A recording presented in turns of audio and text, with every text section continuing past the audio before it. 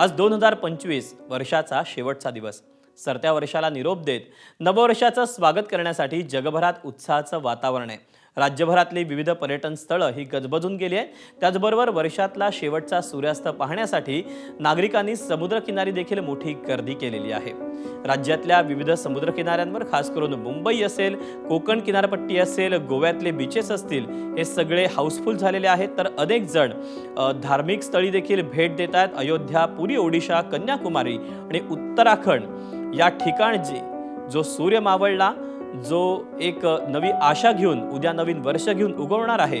मात्र सरत्या वर्षातल्या सगळ्या ज्या आठवणी आहेत, कडू गोड आठवणी घेऊन हा सूर्य मात्र आज अस्ताला गेलेला आहे. मात्र उद्या तो पुन्हा नवीन आनंद, नवीन आशा आणि नवीन उमेद घेऊन पुन्हा एकदा उगवणार आहे.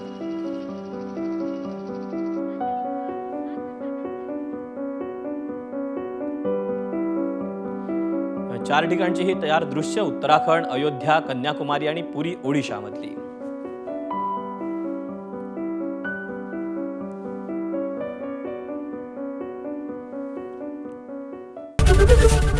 एबीपी माझा, उघडा डोळे बघा नीट.